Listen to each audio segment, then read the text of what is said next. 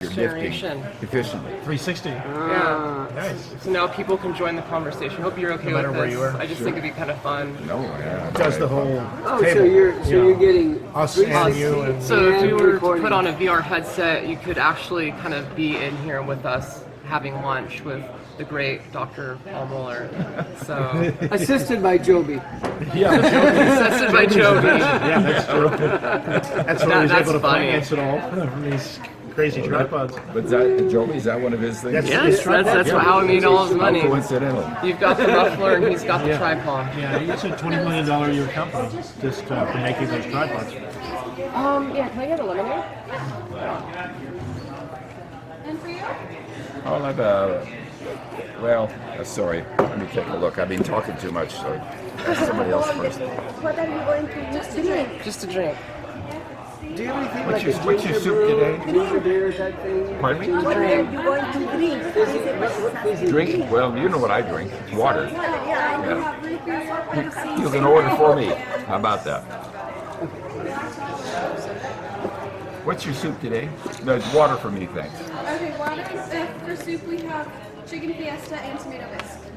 What was the second one? Tomato bisque.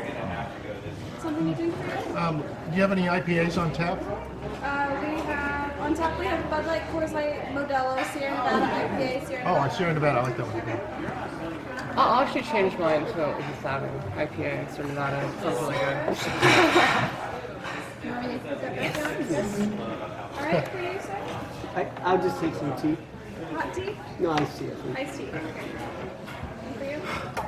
The new grand experiment shoots in 4K. Yeah, 4K. That's Really? 4K? Is that a Can you get one of the menus? Samsung? Yeah. So it's actually, this is a really funny piece of technology. It wasn't selling well, and it's essentially one of the highest end cameras on the market, and it was selling for $75. Wow, holy moly! Yeah, 360, 4K, multiple different modes, a lot of really cool tricks. It links up to your phone. Yeah. Wow. But would it put it out in a format that was useful for other machines? I could live stream it to Facebook right now if I want to. Oh, you could? Wow. Yes. Wow. So with your phone on Facebook, and then you can move around and actually kind of change your perspective. Yeah, I got a little 360 that plugs into my iPhone, but it's not 4K. Yeah. That's the brilliance of that, yeah. Right now at 4K, you should be good for next 5 years of headsets being made, because the resolution isn't going to be able to get up to what these are taking for a while. Yeah, Zoe's very big into virtual reality too, which I am as well, and we're just starting to learn a lot from her on visiting some places in VR land. That's great. Yeah.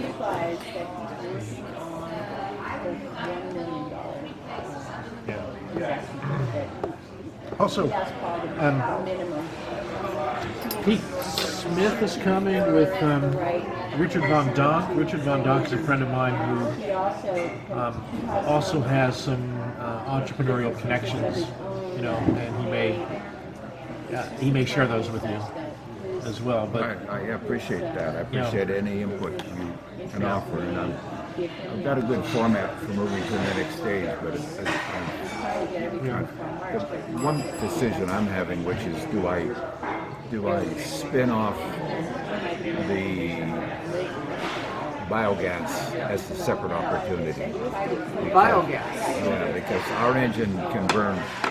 We could honestly show. I just did a major paper on this, which I'll share with you if you like, where our engine can burn biogas even when it has high H2S, which much biogas does, and when it has high silica, which much of the biogas does. And if you take that, typically it costs an awful lot of money to get that out of it before you can run it to an engine. We've shown that we can run our engine with high H2S, high H. yeah, because it's sour gas, the stuff that usually gets thrown away, right? Well, 40% of the world's natural gas is sour gas, which means it has to be cleaned up before it can Can go be into the utilized, pipeline. but you don't need to clean it up. I'm dealing mostly not with sour gas, which is it's the Indian gas fields and the Oman gas fields. I'm dealing with what's called anaerobic generated biogas, which comes from manure, solid waste, animal waste. Yeah, here, there, here.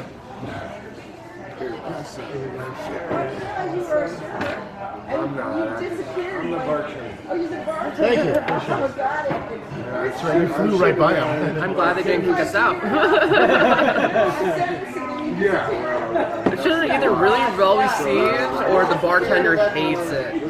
Like, it's one of the two. He liked it apparently. Yeah. Thankfully. It was good footage. Yeah, we'll mention that to Richard then. The biogas. Well, yeah, we've shown that. Well, I'll give you a couple of numbers to knock your socks off. In the last 4 years, seal production in the world has gone to essentially zero.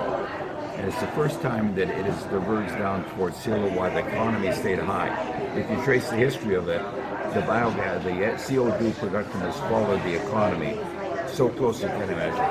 About 4 years ago, the economy has been very good and stayed good, but the CO2 production's gone to essentially zero. Now, it's still high, at least it's in the 400 parts per million in the air. In the same time frame, 4 years, methane production, which by the way is 100 times worse than captured heat, one molecule of methane, Sure, I've heard 100 that. times worse. It's gone up by 20 times in 4 years, the production of methane, from manure, human waste, animal waste, Cow farts. associated petroleum gas. How did it go so quickly in such a short amount of time? Well, they're still trying to figure out why it would have taken this big rise in this time period. It's like I've Is noticed that Greenland there's- melting? Is that Well, part that of was it? what I was Well, about to ask, sir. no, you're absolutely right. That's the best possibility because they went up to the Arctic, they cut a hole in the ice and lighted a match, and you got explosion. Yeah. It's coming out, and of course, there's enough methane crystals on the ocean bottom to Yeah. power the world for the next 4 years. Right, I heard about those. If the ocean ever warms up enough that starts to vaporize, it's called greenhouse runaway. We're gone. We're gone. At what There's no time? At recovery. what time do they do the? Does it crystallize? At what temperature? Is it a temperature or a pressure? Well, it just takes when the permafrost melts. It's already going on. Right. I would like to get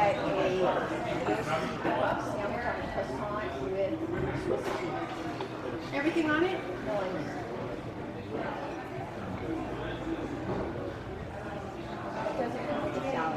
Comes with the green salad, potato salad, or fries. What kind of dressing, ma'am? Thank you. What would you like, ma'am? Thank you. What would you like? Can I get the bacon barbecue burger without the onion rings? Do you want cheese on that? Yes, please. Green salad, potato salad, fries? Say again? Green salad, potato salad, and fries? French fries. I'll have the soup salad with the bisque and blue cheese. What kind of salad? Soup and Soup salad. and salad. Blue cheese and chicken fiesta? Bisque. Thank you. I'll have the roast beef sandwich. The hot roast beef? Yes. Green salad, potato salad, or fries? The green salad. What kind of dressing, sir? Blue cheese. All right, I'll go for your barbecue tri-tip. Green salad, potato salad, or I think we'll fries? go green. Dressing? Yeah, Thousand Island. Okay. Thank you very much. There you go. Thank you. Thank you. You're welcome.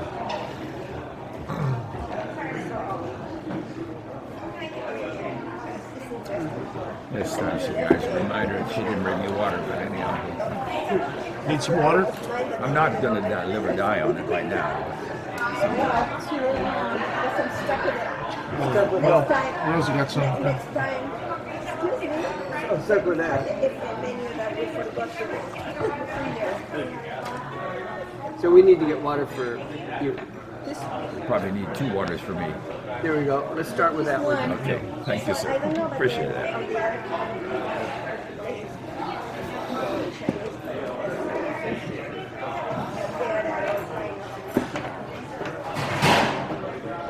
So there's some interesting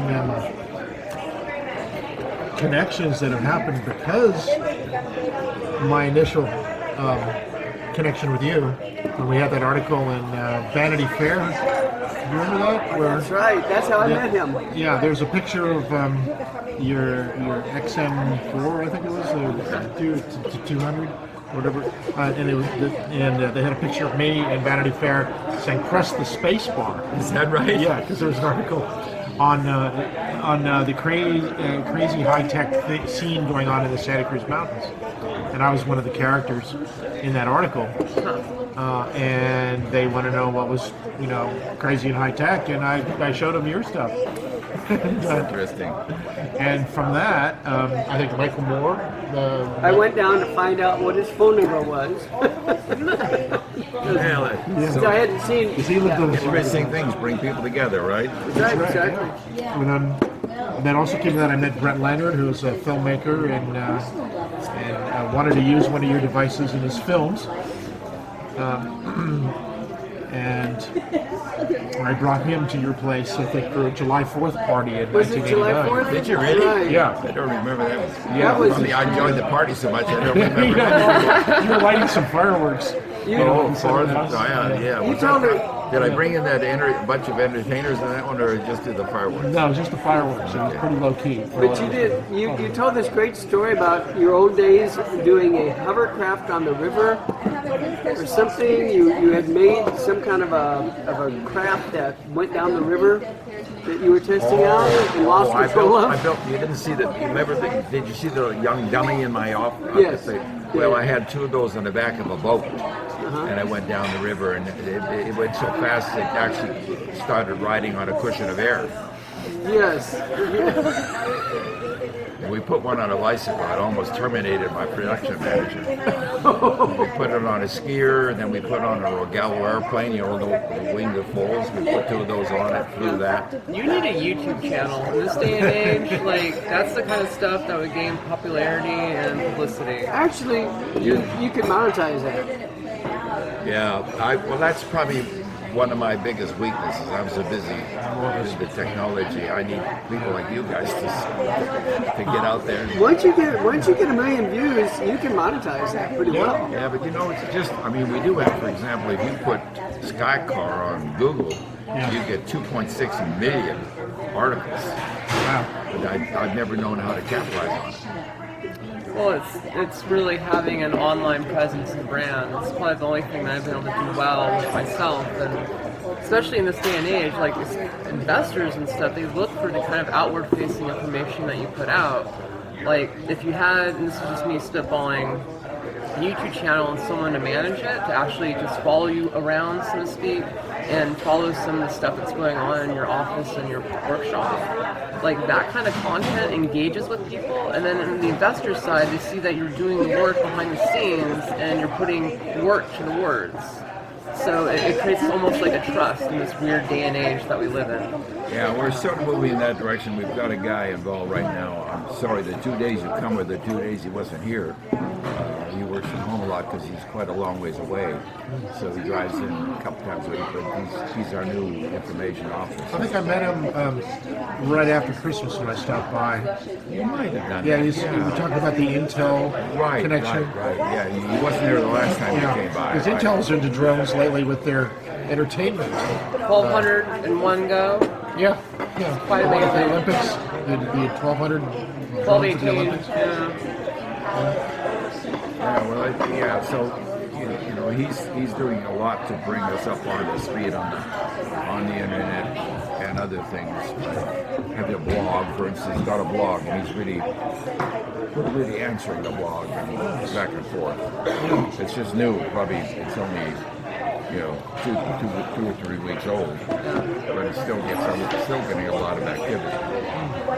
Yeah, it's really how you engage with your audience, because like what I've noticed in my generation is growing up with YouTube, especially now, a lot of people are following the same steps that you took 30 years ago. They're following in the same mistakes that you made. They're following in the same kind of dogmas that you kind of got stuck in. And they don't even realize it because a lot of the information hasn't been made available, and they don't have, essentially a father figure in the industry to turn to. I mean, the amount of information that is in your brain and the amount of technical people on YouTube and that community just love to eat up the information that you have and the knowledge that you kind of created and cultivated. Yeah, of course, there's a downside too of sharing knowledge. It also is, you want to share it to the extent you can, but Much of what I don't share, I obviously don't share for good reason. Right. I'm supposed to go. I was invited to give a talk in Cologne, Germany in June to the future of transportation. It's a major where every major aerospace company in the world is there. And I thought afterwards, if I go there and I give them a good talk, I probably talk too much.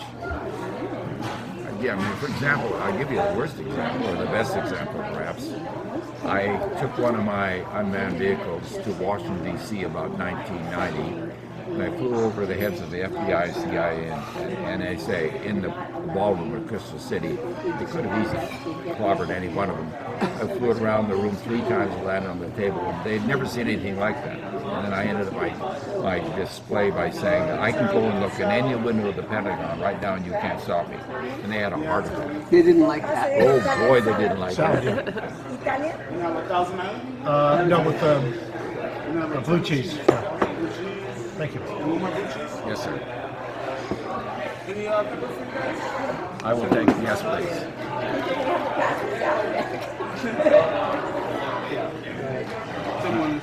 Thank you. Lots of it. Just put lots of it. Yeah, that's good. Pepper it all good up. Get it all up in there. That's good. Thank you. Blue cheese, huh? Yeah, blue cheese. And so you flew it over their heads, and they probably wanted it, right? So then they went crazy. So then they issued This thing was it bulletproof? issued a $15 million contract. And this is a true story, I swear to God. True story. So I thought, well, maybe I get a piece of this contract, right? Well, they gave it to Sandia.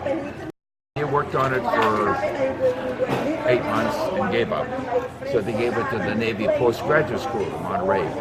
They worked on it for another 3 or 4 months. Then they called me up and said, "Can I buy your stability system?" I should have just sold it to them. I should have asked a good price, sold it, but I was so irate after this betrayal, so to speak. Because they could have just hired you. Well, the sad thing is that when this whole contract started out, I was a partner with Hughes Aircraft Company, was a partner of mine. Well, an individual within Hughes Aircraft. It wasn't officially part of the company, but he was a major player. It would have gone up the chain if we'd gone forward. And he told them in my office in Davis, California, that we will deliver everything they want for $700,000, and if it failed, we'd give them their money back. He says to me, the guy running the military, he says, "Well, I'm retiring pretty soon, and I kind of wanted this to be my project." Oh. So off it went. So anyhow, this goes on for 2 years, and then they're flying their drone. Which, by the way, at the very beginning, I had flown it all over the place. I had flown it around my building over the top of the camera. It was 1990. And this was manned at this point? No, one-man okay, vehicles. Okay. And we went around the building, walking along with the thing by our side, flying with us, the whole thing, everything just back in the time when nobody had done anything like this. So they're out there at the end, and they still couldn't land the damn thing after 2 years. They could take off, but they had to catch it with a net. So they're showing it in the final 2 year at the end of the program, when the program was terminated to General Franklin, and they crashed the bloody thing. Even without landing in the net, they crashed it. What year was that?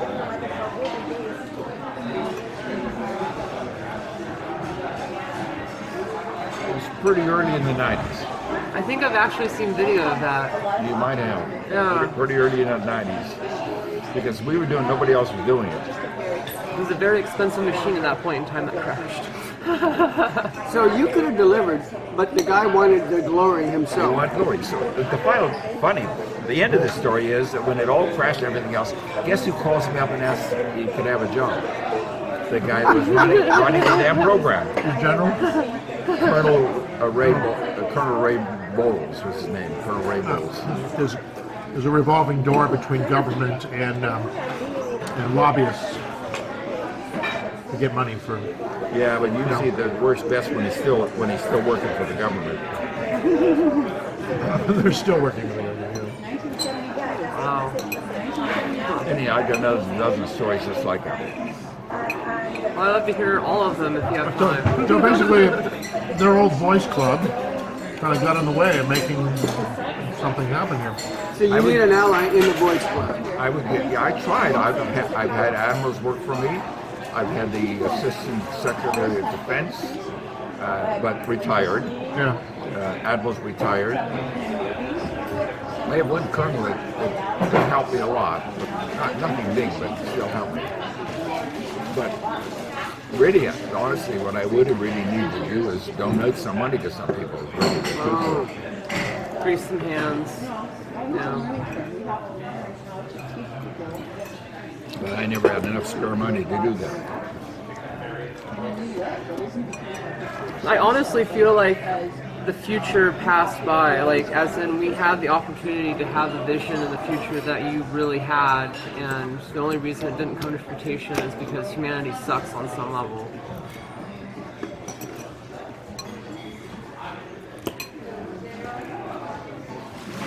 Well, there's also the cost and the maturity of the technology too. There's a certain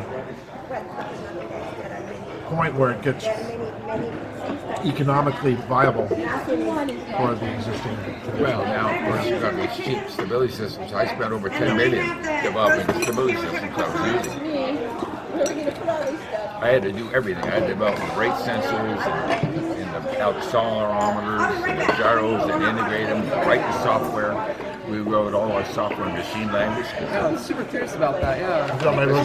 They didn't have the power to do it otherwise. So everything was machine language. It took a lot longer because it was... I mean, I had a coder that worked for 3 years. What kind of year were you doing that? When were you actually creating the flight control systems for that kind of... Through the 90s, progressively, ending up probably about 2000 when we had it completely developed for our Skycar, and we flew it in that. Because I knew you would like that. I think it's funny because It was very sophisticated. It was a lot more sophisticated than you need today because, for example, when you're running a gasoline engine, it's not like you just power up or power down. It powers down a lot quicker than it powers up. And so there's a whole bunch of balancing acts, and you're always on the edge of having to maximize the performance because we're always on the edge of not making it work because we don't have enough power. Yes, thank you. Do you like water with or without ice? Oh, sorry. Pardon me? Do you like water with or without ice? A little. It doesn't matter. Less ice probably.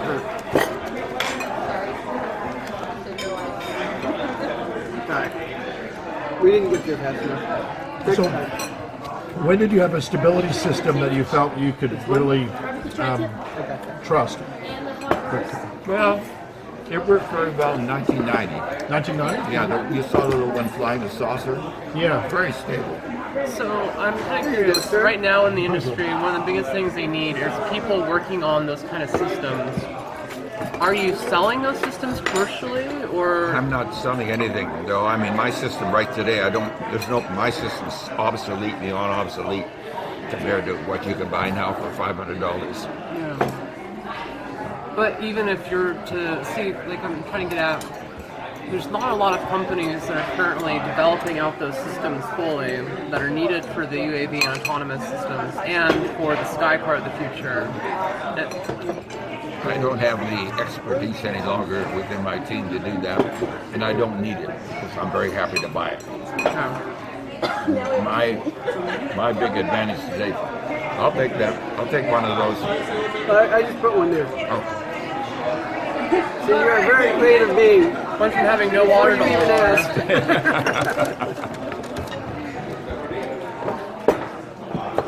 No, our outstanding expertise is engines right now. It makes or breaks this technology. Now, have you had any interest in using your motors for UAV applications, traditional-wise? As in, like a coaxial motor, 4 of them, for like as in a traditional UAV archetype? No, nobody's really thinking about powered UAVs very much right now. I mean, When they do, they will. When they want to carry a decent load for some distance, Well, that's what I'm saying. DARPA has a new contract out. They're trying to have a UAV that travels from land to offshore oil refineries that can carry 2,000 pounds of load. And that's currently what it's doing is spawning a bunch of competition in the unmanned aerial VTOL market to create the machinery necessary to transport goods from point A to point B. That right now is the biggest opportunity in market Well, I think for the obviously technology we're using. you've got to walk before you can run. And right now we just need to have some steady funding that gives us a chance to think about something other than just what survival. It's crazy that you're in a situation where you're trying to survive after all these years of stuff that works. It's just crazy in my mind. It's crazy. My theory to that is the consumer drone market has woken people up to the idea and use of VTOL technology. And it's only now that we have the environment where it's being accepted by the general public as something that can be happened, and it's something that people are willing to pursue. Before, I think if you were asked people 20 years ago, would you ever get into a flying car, a lot of people would be like, If you were to ask most people my age today if they would get into a flying car if it was proven safe and reliable through traditional means, would you do it? The majority, if not 80% of people my age would say, yeah, that is something I would want to do. So I can't imagine why you wouldn't. I mean, this perceived fear of something happening. If you're up in the air with the machine that's a VTOL, traditionally, you lose an engine or you lose part of the aircraft, you're coming down onto some poor unsuspecting person's house. I mean, that has essentially been the one thing that has kept it within fear. And also be able to negate that fear and be able to say, hey, this is a system we're creating that makes it safe, and that fear is unfounded. And it's only recently that I think the general public has started to accept that, yeah, that there's a way to do it safely. I mean, especially in the day and age we have the Falcon rockets. We have a rocket ship that launches vertically and lands vertically. A rocket. If people now think, okay, hey, if a rocket can do that, a flying car is easy. So that's why I say right now it's perception in the general public. They're seeing it. There's other companies now going into that space. And you as the originator are in this interesting position to where if you can swing it right, I think you have a giant chance to kind of take advantage of the position that you've been in for all these years, because you are the OG, you are the grandfather, the father, the god of VTOL. And like, not many people Might be can an claim that. exaggeration No. because actually people don't realize, and this is certainly true of the younger generation, they don't realize how VTOL was so big in the 60s, 50s, and 60s, and part of the 70s. I mean, I used to go to conferences for the book that went with the conference, papers, very esoteric papers at every level. And the United States was leading the world in aeronautical engineering like you wouldn't believe. Anybody, anything. It was the top of the world at every element. And then they decided to go to the moon, and then they decided to go to Mars. And they took all the money, sucked every penny out of it. They had to give away their best wind tunnel to old Monmouth University or something because they didn't have the power, they didn't have the money to power the electricity to run. oh wow. And I used to go to conferences with Mark Moore, who's now running the Uber program, and he sometimes have to pay his way to the conference. It just everybody, was so popular. The idea of getting money to go to the moon was so popular compared to, building a aircraft.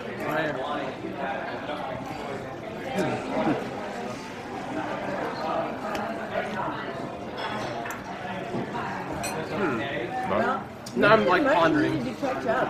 It seems like we have a real issue on the planet of a glut of money. That is true. That is so true. But they all think they can do it themselves. For instance, Google's not going to ever come to me because they think that money can buy everything. So they're going to, and most of these big companies are going to do it in-house so they can take credit for it. And they know they've got the money to do it. I think Joe Ben created a relationship with Google using Moffett Field for some tests.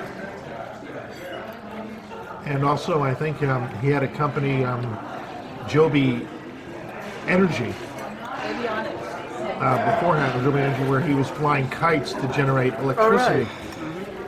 And I think they sold that to Google X, where they merged it with Mechana, which is another kite power company, which they've been exploring. That was back in the era of Google, when Google was out trying to like, okay, we have big ideas, let's do moonshots. Yeah. Now they're doing